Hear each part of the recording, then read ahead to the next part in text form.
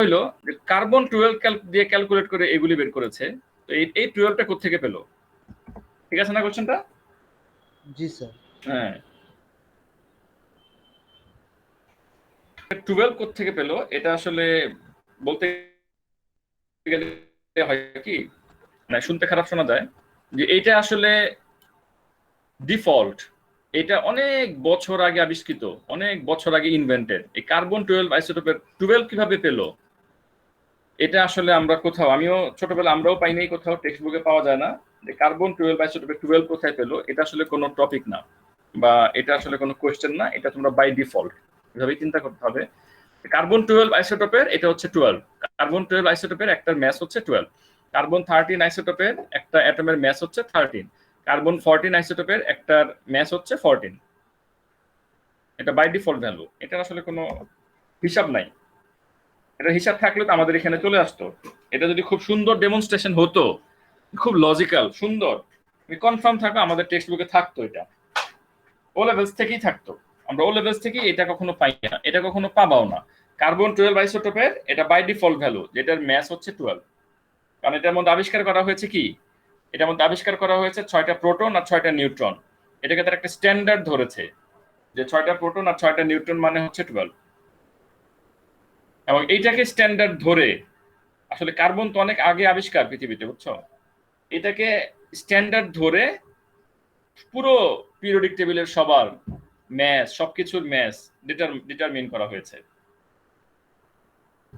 So এটা কোনো major issue না যে কার্বন 12 এর 12 কোত্থেকে আসলো।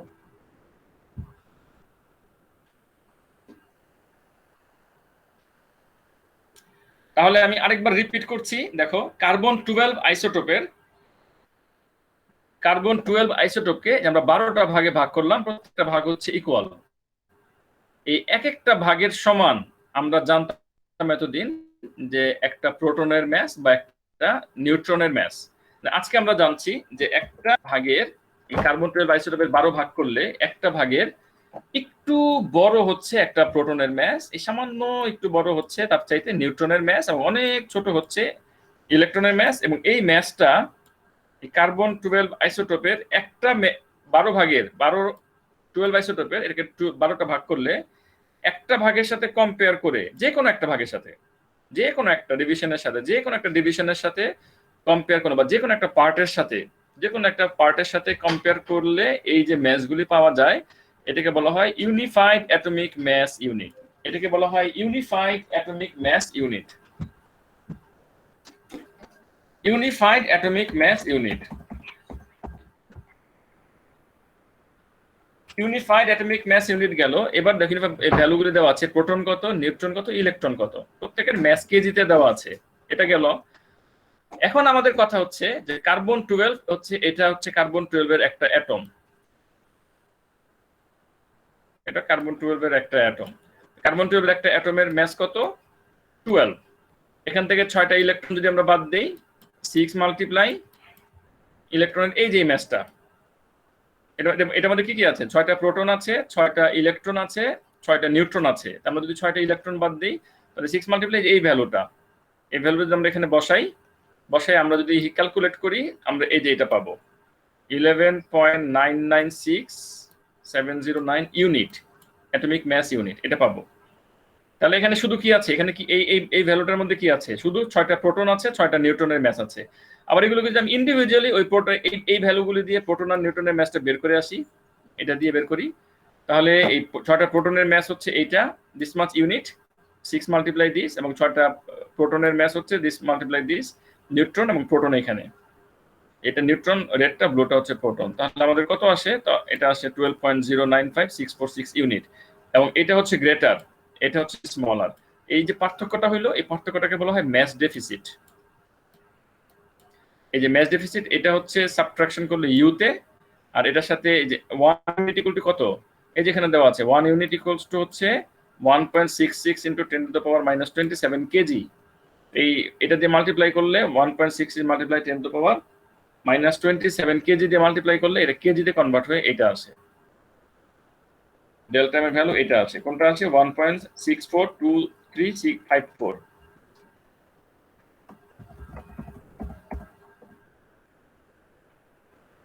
তাহলে আমাদেরকে আন্ডারলাইন করতে হবে কি, আমরা কি কি দেখলাম, এটা ম্যাচ বের করে দেখলাম, এটা ম্যাচ বের করে দেখলাম, এটা ম্যাচ বের করে দেখলাম, এইটার সাবট্রাকশনটা দেখলাম, ম্যাচ ডেফিসিটটা বের করে দেখেছি, অ্যাটমিক ম্যাস ইউনিটে কত, এটাকে 1.666 মাল্টিপ্লাই 10⁻⁻27 দিয়ে মাল্টিপ্লাই করেছি, এই ভ্যালুটাকে মাল্টিপ্লাই করে ডেল্টা এম এর ভ্যালু কত, এই ডেল্টা এম এত দিস মাচ কেজি, খুবই সামান্য, খুবই ছোট, তোমার আমার চিন্তাধারার বাইরে, যেটা কত ছোট, এই এতটুকু ডিফারেন্স পাওয়া গিয়েছে, এতটুকু ডিফারেন্স পাওয়া গিয়েছে, এটাকে বলা হয় mass deficit. This difference is called mass deficit.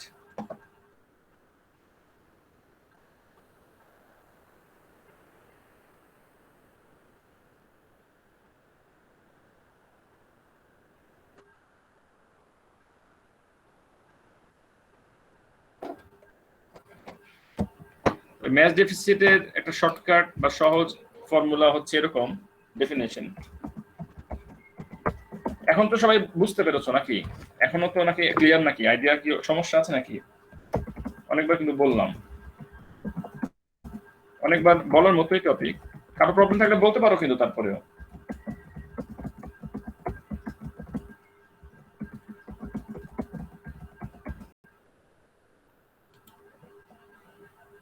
তাহলে কি জানো, দেখো, the difference between the mass of an atom and sum of the masses of its protons and neutrons is called mass deficit.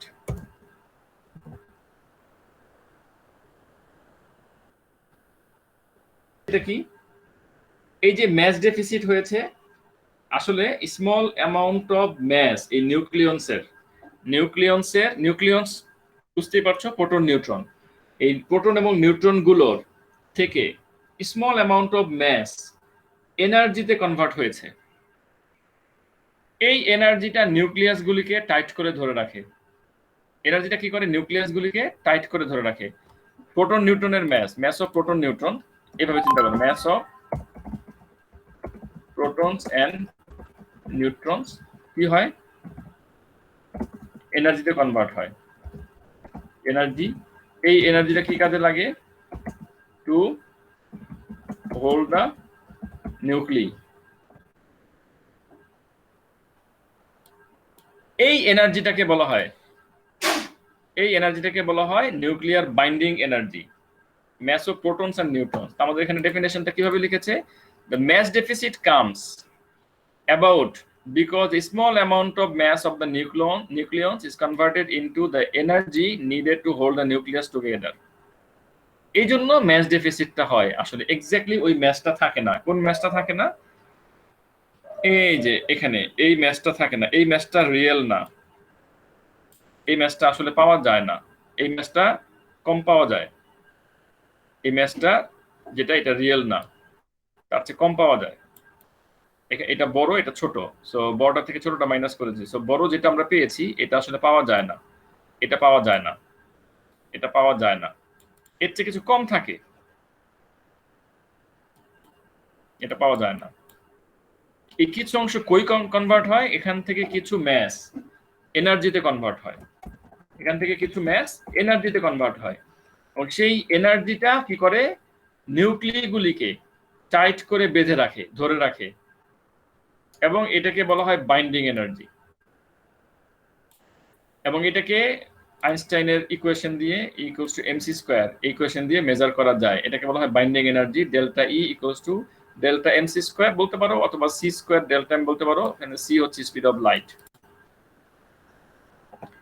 এটা হচ্ছে একটা হিসাব, সি হচ্ছে speed of light, এবং এটার ভ্যালু হচ্ছে 3 মাল্টিপ্লাই 10⁻8 মিটার পার সেকেন্ড। আবার energy দিয়ে, বাইন্ডিং এনার্জি দিয়ে যদি আমরা এই 1 অ্যাটমিক ম্যাস ইউনিট যেটা, এটাকে যদি আমরা এনার্জি দিয়ে কনভার্ট করে এক্সপ্রেস করি, তাহলে আমাদের জন্য সায়েন্টিস্ট বের করে দিয়েছে যে এটা হচ্ছে 1 u equals to 931.5 mega electron volt. 1 u মানে হচ্ছে 1 atomic mass unit, unified atomic mass unit. 1 unified atomic mass unit equals to হচ্ছে 931.5 মেগা ইলেকট্রন ভোল্ট। এটাও মনে রাখতে হবে, যেগুলো আমি মার্ক করে যাচ্ছি সব মনে রাখতে হবে এগুলো।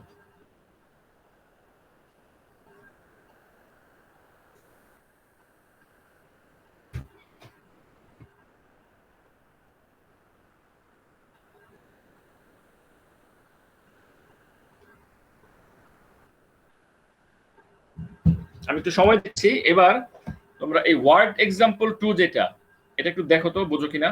তোমরা একটু বোঝো। ওয়ার্ড এক্সাম্পল 2 তে দেওয়া আছে calculate the binding energy for carbon 12।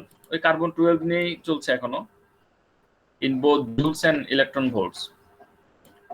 Binding energy বের করতে বলা হয়েছে, ঠিক আছে? কার্বন 12 এর বাইন্ডিং এনার্জি বের করতে বলা হয়েছে। কার্বন 12 এর বাইন্ডিং এনার্জি আমরা এখন কিভাবে বের করব? দেখো ডেল্টা এম এর ভ্যালু আগের পেজ থেকে, এটা আগের পেজে দেখে নাও। আগের পেজটা সবাই দেখো, 1.642354 multiply 10 to the power -28 KG আগের পেজে আছে না নাই? ডেল্টা এম কিন্তু ম্যাচ ডেফিসিট।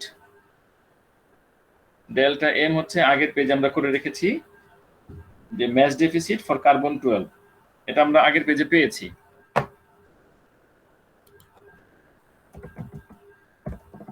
এখানে লিখে রাখো, this is the square delta M. এই সি এর ভ্যালু হচ্ছে এটা 3 মাল্টিপ্লাই 10 টু দ্য পাওয়ার 8, আর এটার ভ্যালু হচ্ছে এটা। বসাইলে পরে আমরা কি পেলাম? আমরা এখানে পেলাম জুলসে। আমরা যদি এটাকে 1.6 মাল্টিপ্লাই 10 টু দ্য পাওয়ার -19 দিয়ে ডিভাইড করি, তাহলে এটা চলে আসবে ইলেকট্রন ভোল্টসে। আসলে ইলেকট্রন ভোল্টস। এটাকে আবার বিরাট ভ্যালু 10 টু দ্য পাওয়ার 7, এটাকে 10 টু দ্য পাওয়ার 6 দিয়ে যদি ডিভাইড করি, divided by 10 to the power 6, এটা আসবে মেগা ইলেকট্রন ভোল্ট 92.3। এটা গেল একটা হিসাব। এই পর্যন্ত কিন্তু এই ম্যাথটা কমপ্লিট। এটা এইভাবেও করা যায়, আবার এইভাবেও করা যায়। যে অল্টারনেটিভ মেথড, এটাও শিখতে হবে আমাদের। যে ডেল্টা এম হচ্ছে আগের পেজে দেখো, ডেল্টা এম হচ্ছে 0.098937 ইউ। একটা ইউ সমান কত? 931.5 মেগা ইলেকট্রন ভোল্ট। এটা হচ্ছে একটা ইউ এর ভ্যালু, এই যে এটা।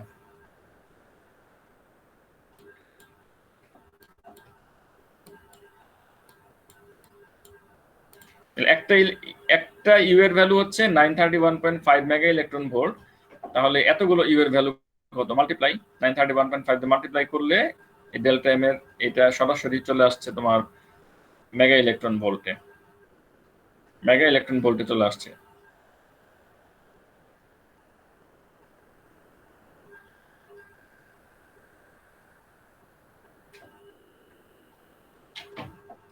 তাহলে আমরা এইভাবে কনভার্ট করতে পারি এনার্জিটা। এরপর আমরা চলে যাব বাইন্ডিং এনার্জি পার নিউক্লিয়নে। Binding energy per nucleon. Per nucleon মানে হচ্ছে যে একটা প্রোটনের বাইন্ডিং এনার্জি কত, একটা নিউট্রনের বাইন্ডিং এনার্জি কত।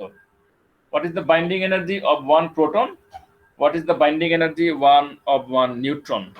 এভাবে আমরা দেখব পার নিউক্লিয়ন। এখানে দেখো, does helium 4 or carbon 14 have the higher binding energy per nucleon? এখানে দেয়া আছে যে হিলিয়াম 4 হচ্ছে 28.3, হিলিয়াম 4 এ 28.3 mega electron volt. It contains 4 nucleon. তো 4 দিয়ে আমরা ভাগ করি, ডিভাইড করি, তাহলে বাইন্ডিং এনার্জি পার নিউক্লিয়ন হচ্ছে এইটা 7.08 মেগা ইলেকট্রন ভোল্ট। আর কার্বন 12 এর বাইন্ডিং এনার্জি হচ্ছে 92.2। এই যে আমরা একটু আগে সলভ করেছি উপরে, কার্বন 12 এই যে 92.3 বা 92.2। আমরা যদি এটাকে বসাই 92.2 মেগা ইলেকট্রন ভোল্ট এবং এটাকে আমরা 12 দিয়ে ডিভাইড করি, তাহলে এটা আসবে 7.68 মেগা ইলেকট্রন ভোল্ট। আমরা যদি 12 দিয়ে ডিভাইড করি, এবং এই দুইটার মধ্যে দেখো কার্বনটা বড়, এটা চাইতে কার্বনটা বেশি, ভ্যালুটা হাই। তাহলে কার্বনের বাইন্ডিং এনার্জিটা হচ্ছে গ্রেটার।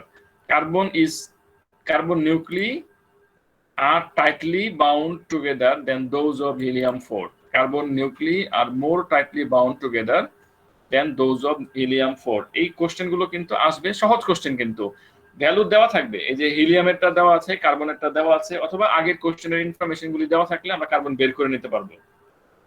দেখো এই ম্যাথটার মধ্যে কোনো প্রবলেম আছে কিনা দেখে নাও। এটাকে প্লট করেছে ম্যাচ নাম্বারের সাথে, binding energy per nucleon against mass number. Binding energy per nucleon against mass number.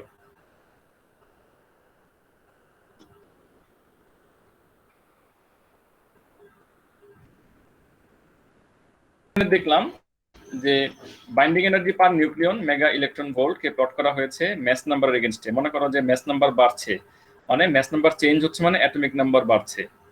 এখানে দেখো এটা হচ্ছে 10, 20, 30, 40, 50। 10 কোনটা? 10 হচ্ছে নিয়ন। নিয়নের বাইন্ডিং এনার্জি এই যে এখান থেকে যদি আমি শুরু করি, এখান থেকে লাইন টানি ঠিক স্ট্রেট উপরে, এবং এখান থেকে যদি আমি এখানে লাইন টানি, এখানে কত আসে 7 পয়েন্ট সামথিং, হ্যাঁ এই যে 7 point something mega electron volt. এটা হচ্ছে বাইন্ডিং এনার্জি নিয়নের। এখানে হচ্ছে ক্যালসিয়াম, এই ক্যালসিয়াম থেকে যদি আমি লাইন টানি এখানে, এখান থেকে যদি লাইন এখানে টানি, এইটার নিচে সামথিং মেগা ইলেকট্রন ভোল্ট। এত সূক্ষ্মভাবে করছি না, কারণ এখানে তো ভ্যালুগুলি দেওয়া নাই, মাঝখানে গেস করে নেওয়া লাগছে, তো দরকারও তো নাই। তো এটা হচ্ছে ক্যালসিয়াম, তারপরে হচ্ছে 30, তারপরে 40, তারপরে 50। আয়রনটা হচ্ছে 56, আয়রন হচ্ছে তোমার 56। এই 56 এখানে আয়রনেরটা এসে দেখা গিয়েছে যে আয়রনেরটার বাইন্ডিং এনার্জি সবচেয়ে বেশি। যেমন দেখতে পাচ্ছ তোমরা যে আয়রনের বাইন্ডিং এনার্জিটা হচ্ছে সবচেয়ে বেশি, একদম এই লেভেলে। এবার আসো দেখি কি বলেছে, drawing A graph of binding energy per nucleon. এখানে আয়রনের বাইন্ডিং এনার্জি মনে করো যে for example 8.8 mega electron volt দেওয়া আছে এখানে। আয়রনের বাইন্ডিং এনার্জি হচ্ছে দেখো যে 8.8 মেগা ইলেকট্রন ভোল্ট পার নিউক্লিয়ন। এই জিনিসটা ইম্পর্টেন্ট, এটা আমি ফোকাস করতে চাচ্ছি যে পার নিউক্লিয়ন, প্রত্যেকটা নিউক্লিয়ন মানে প্রত্যেকটা প্রোটন, প্রত্যেকটা নিউট্রন, এক একটার বাইন্ডিং এনার্জি হচ্ছে 8.8 মেগা ইলেকট্রন ভোল্ট। শুধু ইলেকট্রন ভোল্টে যদি হিসাব করো 8.8 মাল্টিপ্লাই 10⁶ ইলেকট্রন ভোল্ট। যদি জুলসে হিসাব করতে চাও তাহলে হচ্ছে 8.8 মাল্টিপ্লাই 10⁶ মাল্টিপ্লাই 1.6 মাল্টিপ্লাই 10⁻⁻19 জুলস। আবার বলছি, পার নিউক্লিয়ন মানে হচ্ছে আয়রনের মধ্যে যতগুলো প্রোটন আছে এবং যতগুলো নিউট্রন আছে, আয়রন 56 এর মধ্যে যতগুলো প্রোটন আছে এবং যতগুলো নিউট্রন আছে, এই প্রোটন এবং নিউট্রনের প্রত্যেকটার এক একটার বাইন্ডিং এনার্জি হচ্ছে 8.8 mega electron volt. 8.8 multiply 10⁶ electron volt, 8.8 multiply 10⁶ multiply 1.6 multiply 10⁻⁻19 joules, যদি জুলসে কনভার্ট করতে চাও।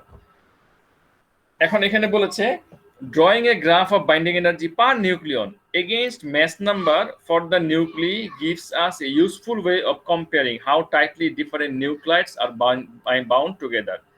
এটা দিয়ে আমরা কম্পেয়ার করতে পারি যে বিভিন্ন নিউক্লির প্লুরাল করেছে আবার নিউক্লাইডস মানে নিউক্লিয়াস গুলি, বিভিন্ন different nucleuses are bound to, different nucleuses এটা মানে অ্যাপ্রোপ্রিয়েট ইংলিশ না, এখানে নিউক্লাইডস আর নিউক্লি একই জিনিস, নিউক্লাইডস আর নিউক্লি। তাহলে আবার বলছি, mass number for the nuclei মানে অবস্থা বিশেষে কখনো নিউক্লি, কখনো নিউক্লাইডস, কখনো নিউক্লিয়াস এগুলো বসে। তোমরা যদি এখানে ডিফারেন্ট নিউক্লি লেখো তাহলে মার্ক পাবা, মার্কে কোনো কাটাকাটি হবে না। নিউক্লাইডস এটা একটা নতুন শব্দ। ম্যাস নাম্বার যদি আমরা আবার দেখছি যে drawing A graph of binding energy per nucleon, এই যে binding energy per nucleon against mass number, এটা হচ্ছে ম্যাস নাম্বার যত বাড়ে এই পর্যন্ত, এই আয়রন পর্যন্ত ম্যাস নাম্বার যত বাড়ে এই পর্যন্ত যত বাড়ে বাইন্ডিং এনার্জি তত বাড়ে, তারপরে আবার হালকা একটু কমে যায়, খুব যে কমে তা কিন্তু না, হালকা একটু কমে যায়। Against mass number for the nuclei gives us a useful way of comparing how tightly different nuclides are bound together. এখন বাইন্ডিং এনার্জি যার কাছে বেশি থাকবে, কথা খেয়াল করো যে বাইন্ডিং এনার্জি যাদের কাছে বেশি থাকবে, যার কাছে বেশি থাকবে তার নিউক্লাইডস গুলাই strongly tightly bound together. Binding energy যার বেশি থাকবে, যার নিউক্লিয়ন্সের মধ্যে বেশি থাকবে, মানে প্রোটন নিউট্রনস গুলোর মধ্যে প্রত্যেকের বাইন্ডিং এনার্জি যেই অ্যাটমের বেশি, যেই এলিমেন্টের অ্যাটমের বেশি, ওই এলিমেন্টের নিউক্লিগুলির মধ্যে বন্ডিং এনার্জিটা, এই অ্যাট্রাকশন মানে হোল্ডিং এনার্জিটা নিউক্লিগুলির মধ্যে নিউক্লি লেভেলে আছি, কিন্তু আমরা নিউক্লাইডস ওই লেভেলে আছি। ওই নিউক্লিগুলির মধ্যে হোল্ডিং এনার্জিটা তত বেশি strong, tightly bound, they are tightly bound. এখন এই যে ফিগার বিটা আমরা এটা দেখলাম পুরোটাই, figure B you will see that isotope with the highest binding energy per nucleon is iron 56। এটা হচ্ছে হাইয়েস্ট বাইন্ডিং এনার্জি আয়রন 56 এর কাছে। Any nuclear reaction which increases the binding energy per nucleon will give out energy. এই nuclear রিঅ্যাকশনের মাধ্যমে binding এনার্জিটা increase করে পার nucleon. এবং এতে কি হয়, উইল গিভ আউট এনার্জি।